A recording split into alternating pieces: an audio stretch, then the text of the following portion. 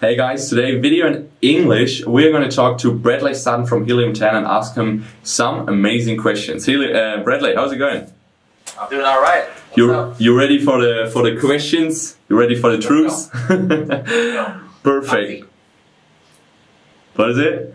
I'm on the hot seat. On the hot seat, all right. Sounds great. Okay, let's start with the first question. What are you saying? What's the main reason for the most sellers on Amazon to fail? To never really generate profit? Is there a point you want to share? I mean, there's a lot of reasons. You know, picking the wrong product.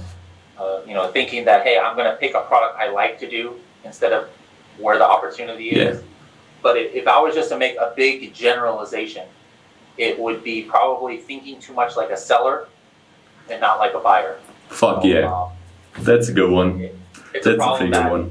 All of us have, you know, even myself. You know, what happens is you get in this mindset, like you're thinking like a seller. You think, ooh, my title has to be 150 characters, not 165, and you know, I need to make sure that this is in phrase form. All those are important, but at the end of the day, there is no buyer who is going to be like, oh man, I like this product because it has 163 characters in the title, not 150, and this, I mean, like, this is in phrase form, like a whole bunch of keyword phrases. They don't care about that. They want to know, is the product, does it work for them? Does it meet their need and stuff? So always, you know, I always do this example, right? You know, this is my seller's hat, but you need to, you know, take it off and put the buyer's hat on. Put the buyer's hat off. Ah, man, the next video I'm gonna have a cap too, so I can do that too. Put your buyer's hat on, and you'll be able to get in your customer's head a lot better. Yeah, this is what I told you guys about the You know what an ESP is? ESP, not USP. Yeah, it's all about that. I mean, gonna increase your sales. Incredible. All right, question number 2. First one was really good. Is there a feature which makes the product like super interesting for you? A special feature, little thing maybe where you say, oh, this product is definitely super interesting for me? For me, it's not necessarily a certain feature. Like, are you talking about like if I wanted to sell it or not? Yeah, for me, it's not necessarily a feature of the product itself, but more of the keyword. The keyword. I like sometimes selling keywords, not products. I mean, if you are good at sourcing a product and making a product a good quality product, what matters is not the product, but the keyword. So you don't want a keyword like, you know, we've done neck pillow, collagen peptides. You know, we look at the keyword and the products that are on there, and it's, oh my God, you know, wow, so many sales. But that's what you don't want. What I want to see, the feature of a keyword is tons of searches, you know, tons of estimated searches a month. But you look at the first page of those results, and they have like 10 reviews and 15 reviews and low review, like 2 stars and 3 stars, or you know, things like that. That's what my eyes will just light up. I'm like, hey, there's an opportunity right here. Yeah, think outside of the box. Not just go for the niche where you can see the highest revenues and winnings. You're gonna have the most competitors in them. Yeah.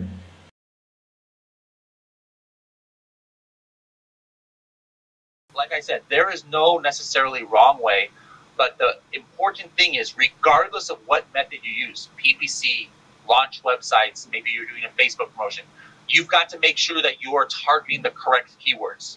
You know, I could get, for this hat, I could get this product to page 1 of notebooks for office. Sure. I mean, I can do it using one of those websites or whatever. You know? I mean, I know the Amazon algorithm, but what good is that going to do me? If I get to page 1 and somebody is searching notebooks for office and they see this page 1, position 1, just because it's there, does that mean they're going to buy it? No, of course not.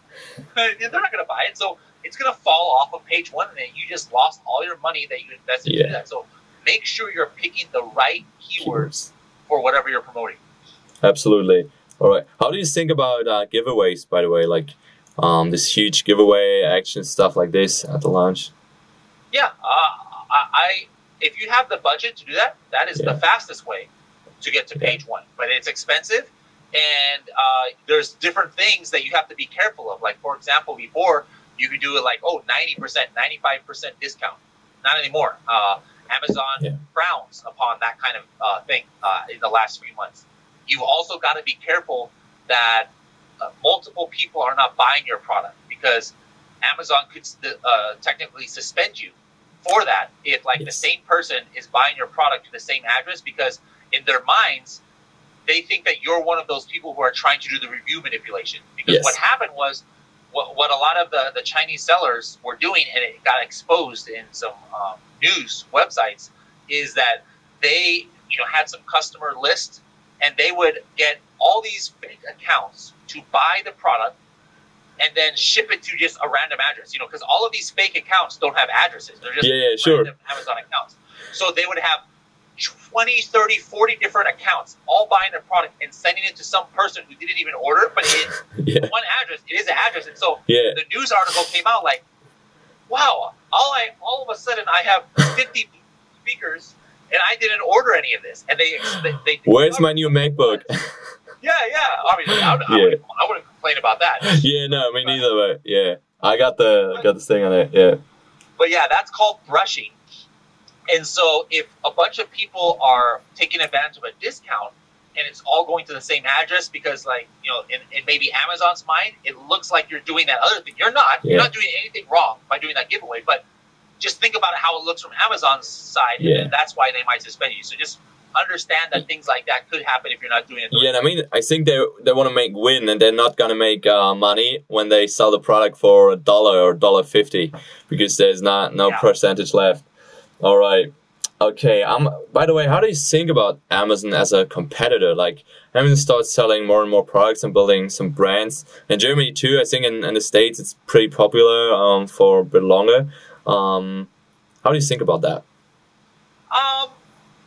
I don't think too much about it. Like, if some people might think like, hey, if I'm looking for product research and I see like 3 or 4 products on page 1 that is from Amazon, Amazon brand, okay, maybe stay away. But as far as, oh my God, Amazon is going to take over all of private label sellers because they're going to have their brands. No, I mean, it's a very, very small percentage, of products Amazon as a competitor. So I don't think it's something to be worried about too much. And in my experience, those Amazon, when they make their own listings, it's like they don't even know how to make a good listing themselves. So like I don't think it's too much to be worried of. Yeah, I absolutely share this view.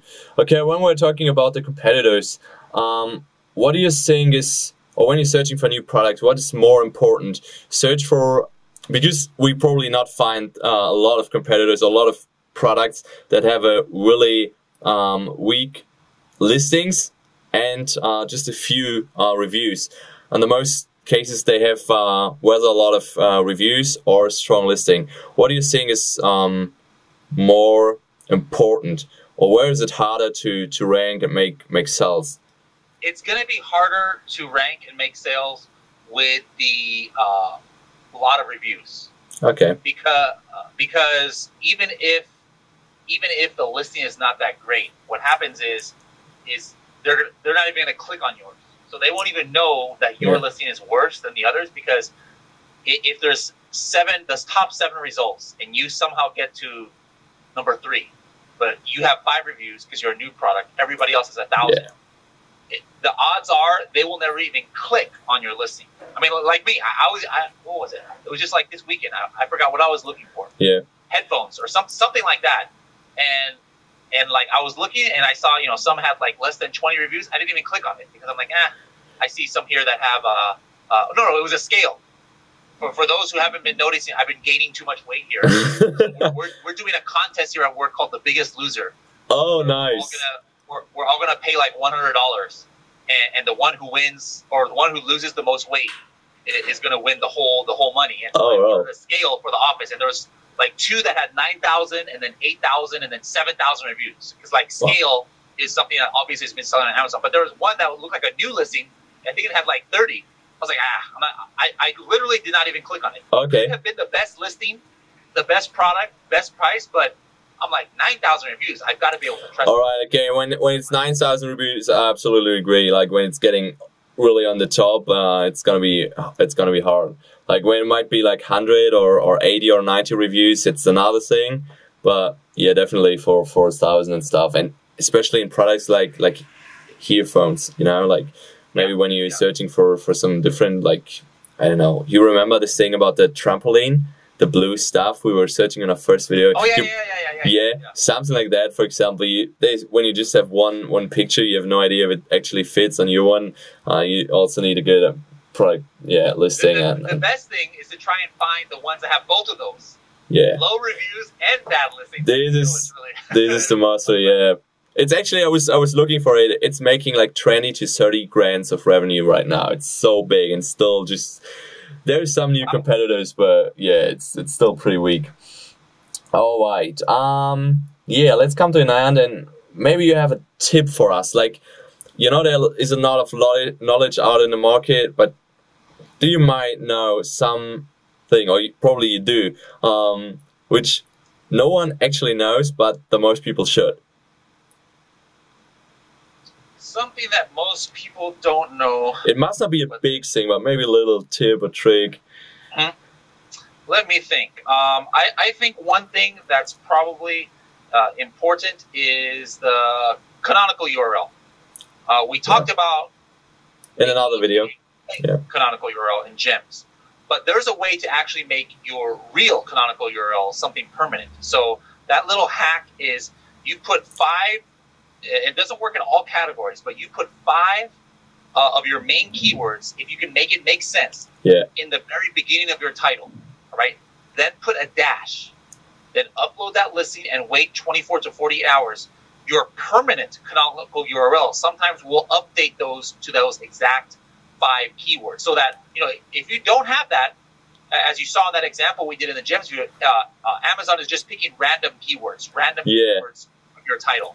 But if you do those 5, that will lock, more times than not, that will lock in your canonical URL, meaning anytime, even without a Google ad or anything, anytime somebody finds your product in Google, you're getting rank juice for those keywords. And it also helps you to rank better on Google for these keywords. Exactly. But I think it's working for like about 80 to 90%. Sometimes it's not working, but super cool tip. If it's like not a real word like the, or you know, like if it's a common word, it won't work. Yeah.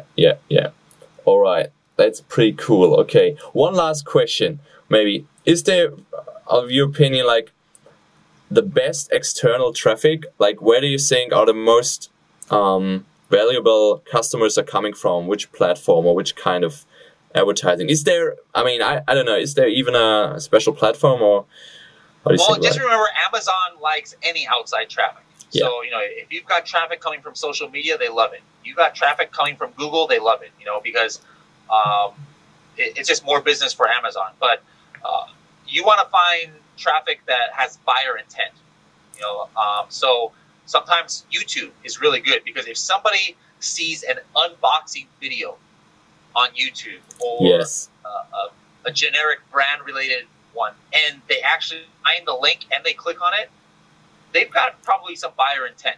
You know, like me personally, I rarely click on links in videos unless I'm like, whoa, this is the most amazing thing ever. Like, I just bought some, have you ever heard of the Bose frames? The Bose, like the earphone, like the sound? Yeah, they're earphones, but they're sunglasses. It doesn't connect to your ear. Oh, wow. It just connects, it's just right here. It's like Iron Man, literally like Iron Man. All right. I don't even know how it works. It's like witchcraft to me. And I can hear it. Nobody else can hear it. Oh, wow. The sunglasses. It's crazy. So I saw a video, and then I went and bought it on Amazon, because I was like, whoa, that's amazing. Because you saw the video. Yeah, I was like, how does this even work? And I was like, this can't be real. I looked at it on Amazon, and then went, and I was like, okay, this is pretty good. So I'm the kind of buyer, like in that situation, I'm the perfect kind of target. Absolutely. Yeah, super cool. Thanks for that information, because the video thing is actually like, when someone clicks on the video, on the product link, like there's a high percentage probably that they're going to buy it, especially your product then. All right. Yes, Bradley, thank you for all your answers, and I think there was a lot of value in this video too. Thank you for the time again, and yeah, hope to see you back, and then with your glasses, so I can say hello to Iron Man. All right, great. See you back, friend. Bye bye.